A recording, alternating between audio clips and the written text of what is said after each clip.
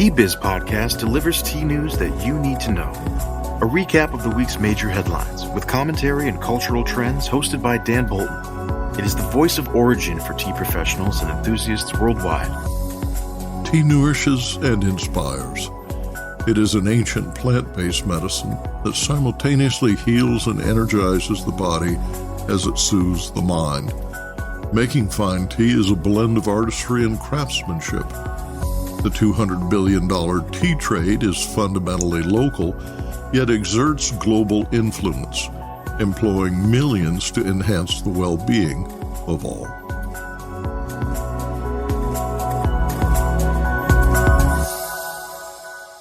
Hello, everyone. Here are this week's headlines. A year of fire and now ice. Tea in a Changing World is the theme of the 9th UC Davis Colloquium. And HUMM Kombucha is acquired by SYSTM Foods in San Francisco.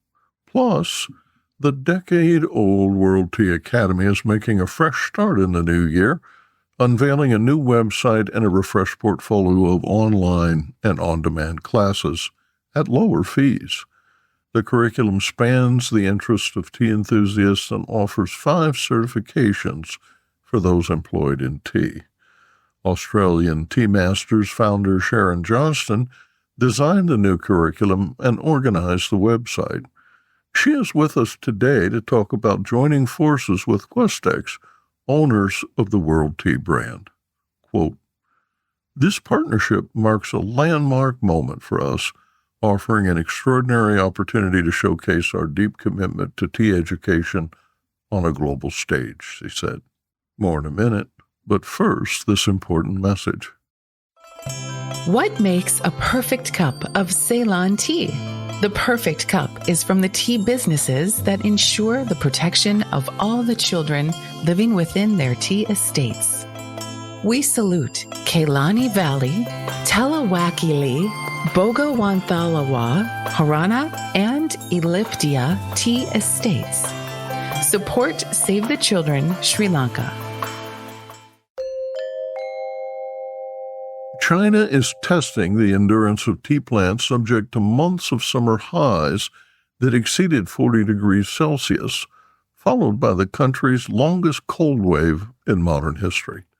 The cold wave began in early December and extended deep into the tea-growing regions in China's central provinces and even to the southernmost coastal regions. Shanghai endured its worst cold snap in 40 years as temperatures fell to -6, remaining below zero for 5 straight days. A grower shared photos of frozen tea gardens at 1,200 meters above sea level near Dunyan City in Jiangsu province. The Dunyan tea gardens produce Dunyan Maojian, a green tea. The growers said that the bushes were unharmed and that once the frozen season ends, there will be fewer insects. Quote, "So this year we won't need to use chemical products to get rid of insects," end quote. China's National Meteorological Center forecasts far-reaching impacts due to prolonged cold, with temperatures falling as much as 16 degrees to -5 degrees Celsius. Globally, 2023 was the warmest calendar year ever, according to records dating to 1850. Earth shattered averages for daily, monthly, and seasonal periods. Temperatures were 1.48 degrees centigrade higher than the long-term average air temperatures before humans began burning fossil fuel. New daily global temperature records were recorded on more than 200 days in 2023, a streak that included 116 daily records between August 15th and December 8th. Andrew Dressler, a professor of atmospheric science at Texas A&M University, told BBC, quote, "What struck me was not just that 2023 was record-breaking, but the amount by which it broke previous records. The margin of these records is, quote, really astonishing," said Dressler. Tea plants are hardy and low temperatures can benefit growth and reproduction, but extremely low temperatures and frost in early and late spring depress yield, reduce quality, and can cause permanent damage. Covered by snow, tea plants can withstand temperatures of negative 15 degrees centigrade, about 5 degrees Fahrenheit. Tea plants unprotected by snow cannot survive long at temperatures from -5 to -10 degrees Celsius. What is the forecast for 2024? According to the British Meteorological Service, in 2024, the global average temperature could temporarily cross the 1.5 degrees centigrade threshold. Average global temperatures this year are forecast to be between 1.34 degrees Celsius and 1.58 degrees Celsius above the pre-industrial period that began in 1850. The Global Tea Institute for the Study of Tea Culture and Science is hosting its 9th annual colloquium on January 25th at the University of California, Davis Conference Center. The theme of this year's day-long event is Tea in a Changing World. The event is open to the public at no charge. There are 4 scheduled talks, industry panel discussions, and exhibits. GTI founder and Professor Catherine Burnett writes that in a world that is constantly shifting around us, the colloquium enables attendees to consider the diverse ways this is happening to tea in society and culture, science, and health, as well as from the perspective of the tea industry. Topics include, Is Green Tea Good for My Heart Health? By Richard Bruno, a professor of nutrition at Ohio State University. Tea geneticist and breeding expert Charlo Richard Muki will discuss growing tea in the changing climate of Kenya. Yampon is a caffeinated North American plant used in medicines and ceremonies since ancient times. Lou Thoman, founder of the Yampon Wellness Group, will discuss unearthing the forgotten North American stimulant, Ilex vomitoria. Taiwan's contemporary public tea gatherings mark a new phase of the development of tea culture as it transforms the once daily tea-sharing ritual into a new form of cultural performance. Xuan De Yu, a research fellow at the Institute of Ethnology in Taiwan, will discuss Sensescape, the cultural world of sensory experiences and its significance. Visit globaltea.ucdavis.edu to register. Oregon-based HUMM Kombucha has been acquired by SYSTM Foods, a functional beverage brand platform that includes Chameleon organic cold brew coffee and Rebel protein drinks. HUMM was first brewed in the kitchen of founders Jamie Dennick and Michelle Mitchell. The fast-growing brand launched in 2009 as a low or no-sugar wellness drink. Dennick stepped aside as CEO in 2021. Annual revenue is estimated at $27.8 million in 2021. The sale price was not disclosed. The system specializes in ready-to-drink cold chain brands and is backed by Ground Force Capital, an investment management firm that has acquired several brands later sold to beverage giants, including Coca-Cola and PepsiCo. HUMM developed a proprietary fermentation process resulting in a raw, vegan, keto-friendly, gluten-free product manufactured at an expensive brewing and bottling facility and distributed to U.S., Guam, and Swedish retailers. Kombucha offers many health benefits of green tea and probiotics that aid gut health. Antti Fathaholi, CEO of SYSTM Foods, said, quote, HUMM provides SYSTM Foods with a unique capability and adds another incredible brand to our portfolio, end quote. Future Market Insights estimates the global kombucha market to be $3.5 billion in 2023, growing to $17 billion by 2033. The U.S. and Europe are the leading markets, with Asia-Pacific experiencing fast growth.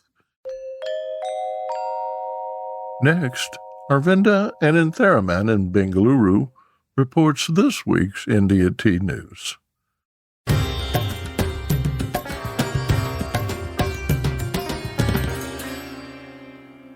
India Tea News for the week ending 12th January 2024.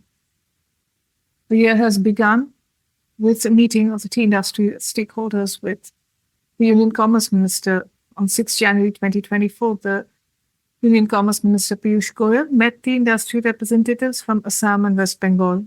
The industry has sought support from the government to tide over the crisis, including financial support, particularly as wages to be paid during the winter months when the tea gardens don't produce any tea in the north. They've also sought for subsidy for orthodox tea production and greater testing of imported teas for food safety.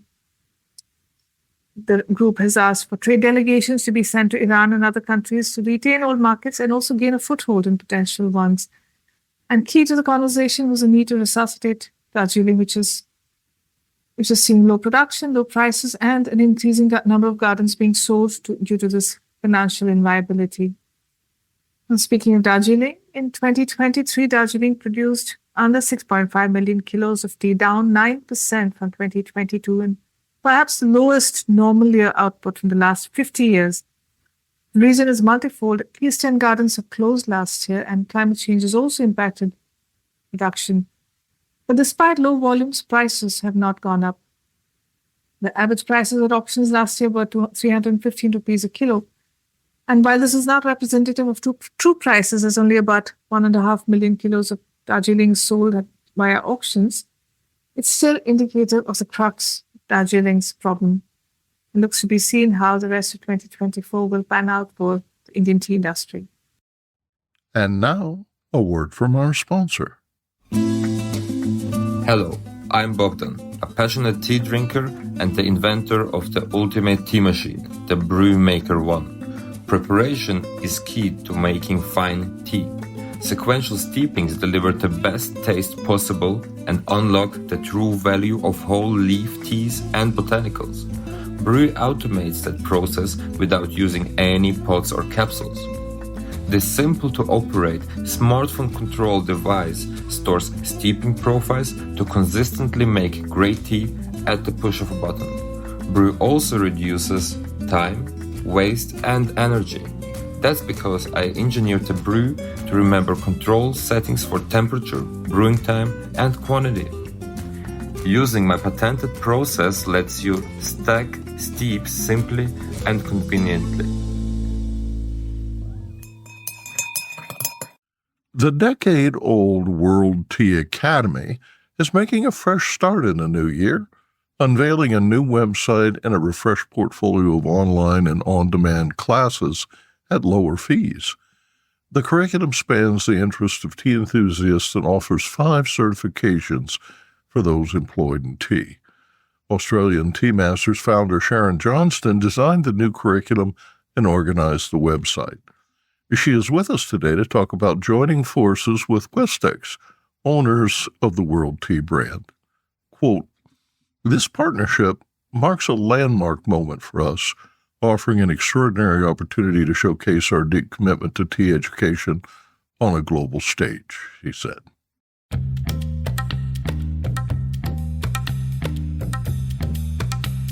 Sharyn Johnston is the newly named head of education at World Tea Academy. She was the founder in 2011 and remains CEO of Australian Tea Masters, a global resource for tea training, tea blending, and tea education in Australasia. Sharyn has authored 2 handbooks on tea, one defining the role of the sommelier and the other explaining the basics of tea blending. She is a skilled taster who buys and sells millions of kilos of tea annually as the head of Tea Masters Wholesale and Blending. Her company's trading arm, with offices in Singapore and Indonesia, launched in 2017. Sharyn is a member of the advisory board and head judge of Tea Masters Cup International.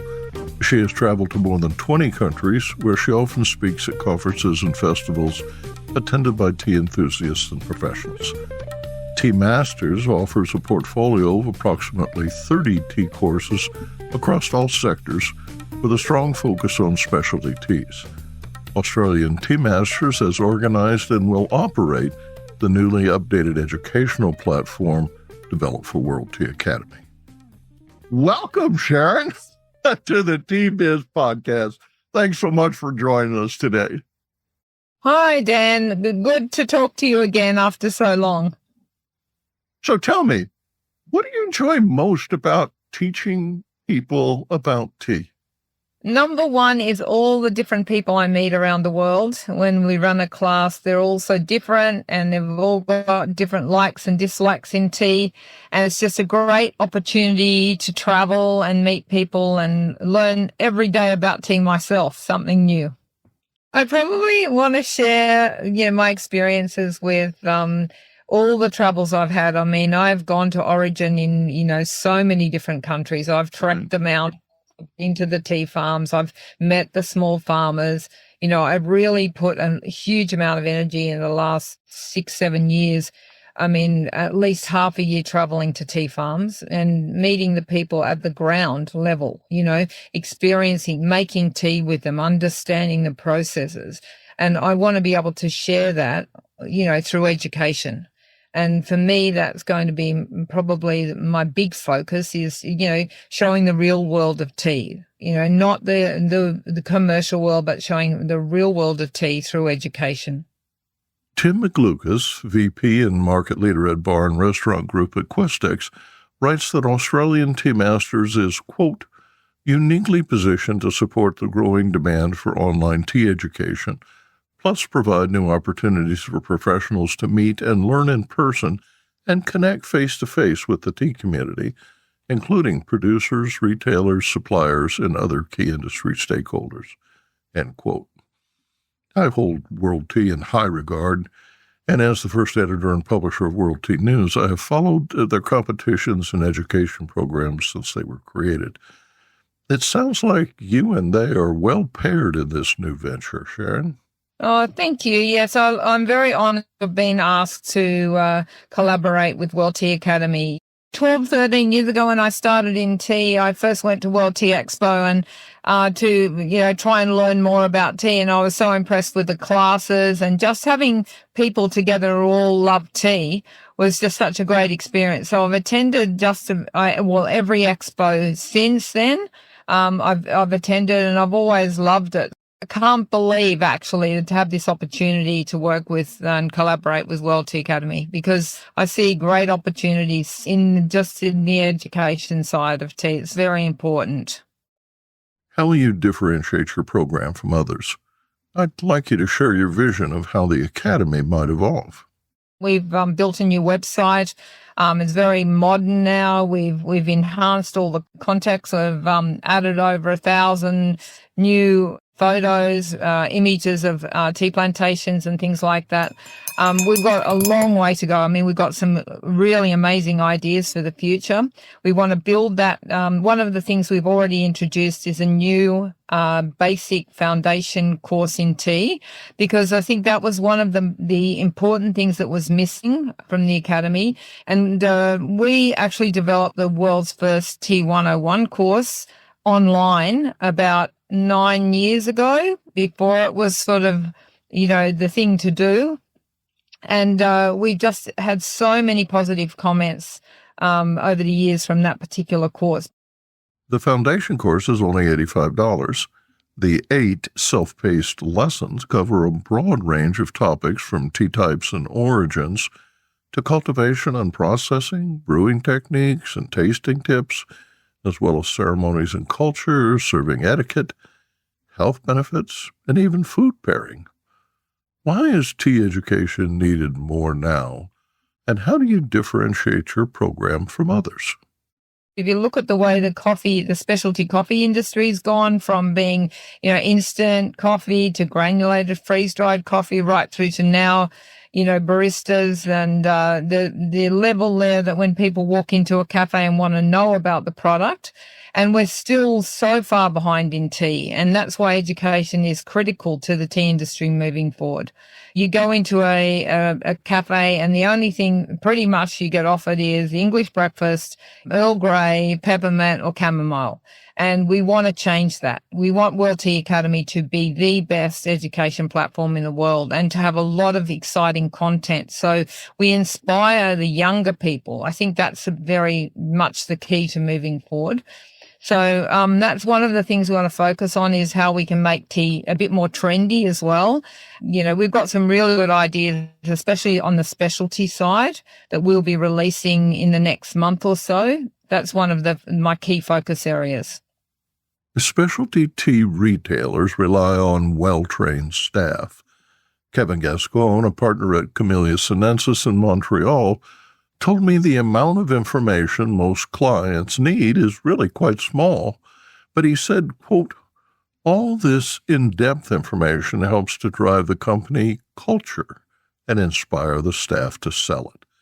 It keeps their geekiness and enthusiasm for the product alive. It also drives that percentage of the tea-drinking population that is really thirsty to know more and more because it's become an intellectual, learning, and collecting type of hobby, not just a gourmet hobby of consuming. The baristas are already there. And the thing is, if we can educate the baristas, they are already, a lot of them, doing pour-overs, they're using AeroPress, they're using all the modern tools for serving the coffee. And we've been doing this now for, 4 or 5 years in Australian Tea Masters. We've been educating our students in using the alternative brew methods that they use for coffee in tea. So we don't need to go and get an extra person. And a lot of times the businesses can't afford it. We need to train the baristas that are there so it becomes easy to serve tea. And just a bit of knowledge, and this is where the foundation course is very important because the foundation course will give a barista some good basic knowledge in tea. And that's why we've chosen that to be one of our first products. So, yeah, I think the people are already there. They just need educating in tea. So I don't think we need to go and look for people. I think we need to utilize the people that are there. Who benefits from this training? You've designed it to be broad-based. Who will get the most from the Academy courses? I think the hospitality sector, number one, the basic course for just the general public so that they start to ask questions, why can't they have a good quality tea? So education on a general scale. And then, of course, the hospitality sector, if we can just educate them to realize that tea is an easy beverage to serve up, hopefully with a bit of knowledge, there's some excitement happens from that. I owe a lot to the Specialty Tea Institute volunteers like Suzette Hammond, who invested thousands of hours in face-to-face instruction over the years. Norwood Pratt once told me that to really understand tea, each one must teach one. I've been teaching for the last 10 years, mostly face-to-face. I mean, we did develop the online course, as I said, about 8 years ago, but, all of our courses are tea mastery in the modern sense of tea mastery. One of the reasons I got involved in education was because I tried to learn about tea and it was just so difficult, to learn about the whole global sort of perspective of tea.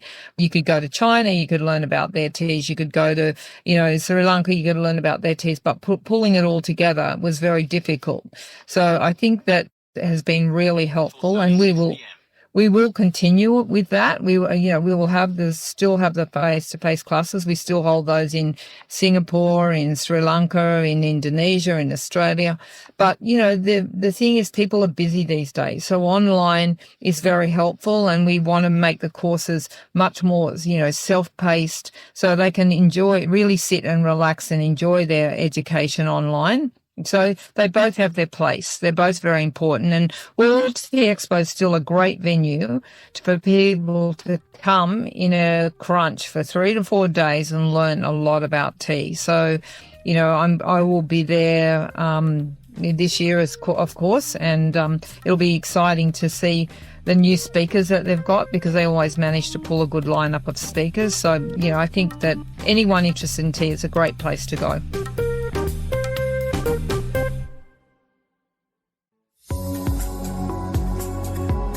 Intrigued by what you heard in today's podcast? Would you like to learn more from our global network of tea biz journalists and tea experts? Remember to visit the Tea Biz website for more comprehensive coverage. That's www.t-biz.com.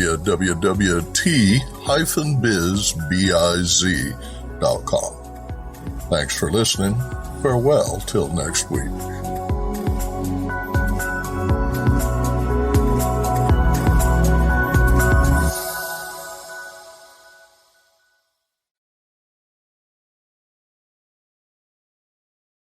Produced by Audavita Studios. Connect your voice to the world.